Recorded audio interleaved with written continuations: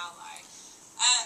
Really, people use the terms quasi-interchangeably. What the major point that your book is trying to make is just that sometimes when you act as an advocate, if you're defining the words a certain way, then what you're doing is coming to the defense of someone, or basically kind of pushing them out of the way and taking a leadership role to say, you shouldn't be doing this to this person. And I absolutely 100% am guilty of that. I've told you guys that on past videos. But in essence, really what we should be doing is being more, as an interpreter, being an ally, where we're coming alongside someone, where we're equal, where we're not superseding their authority or disempowering them, making sure they're disenfranchising them, however you want to say it, just taking away their power. Instead, we should be making sure that they're empowered, that they can stand up for themselves, that they can do all of these things. Again, like the CPC states, that you are really facilitating the full interaction and independence of the consumers, both hearing and deaf.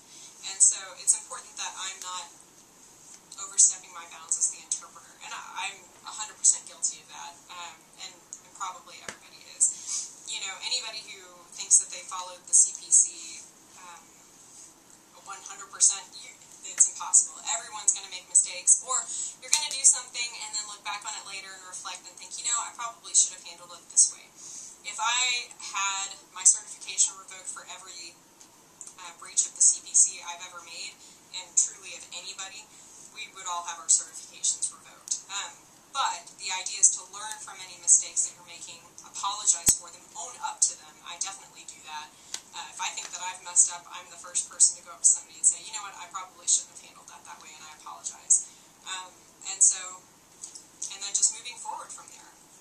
I definitely respect people a lot more when they just own up to what they've done and tell me straight up, you know what, I messed up. I respect that so much more than just like hiding it or pushing it under the rug. Anyway. Something also along those lines that I just wanted to discuss is, you know, again, you have to remember, and your book does talk a lot about the power differential. You really do have to think about it as yourself being a hearing person, having a certain level of power or authority that you don't mean to have, but people are going to trust you or want to talk to you before they talk to the deaf person. Again, in ASL classes, whenever I'm an interpreter in an ASL, deaf community, deaf culture, any of those kinds of classes, and there's a deaf professor, the hearing students always want to come to me, the interpreter, and ask me sign questions because they can communicate directly with me. Well, if I just start answering them, I'm taking the power away from the deaf professor. And so it's really important that I don't do that, that I make sure that they're maintaining communication, that the clients are maintaining communication between each other, that the consumers are talking to each other. Another area, it's a little bit different. It relates more to me as a professor as opposed to me being an interpreter, but I still wanted to bring it up just as far as power goes.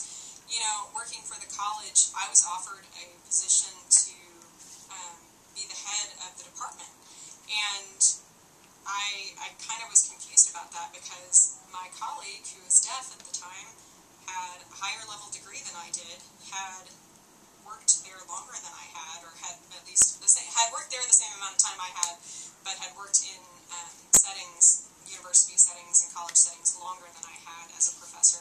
Just a lot of different things. And so I went straight to the people who were offering me the position, and I said, you shouldn't offer this to me first, you should offer it to them. Are you just not offering it to them because they're deaf and because you know you're going to have to hire an interpreter for the meetings, and because you can talk directly to me? Like, why are you offering me? I'm honored, but why are you offering me this versus my colleague? It doesn't make sense. You know, and I even went straight to my colleague and said, hey, look, just so you know, they're offering me this position. I'm telling them they should offer it to you. And it was funny because that person was like, oh, I don't want that responsibility you taken. But at least at that point they knew, hey, I'm making sure that I'm being fair because I don't think that I deserve this as much as you do, and we're on equal footing, so I think that, you know, it really should be going to you. And the same thing even as of today, my colleague and I, Toby Welch, for those of you guys who know him, we've discussed this at length because there's only one lead position for our department. And so we both do a tremendous amount of work outside of what we do as professors. And one thing we've talked about and agreed with our dean is that we'll switch off from year to year so that one person doesn't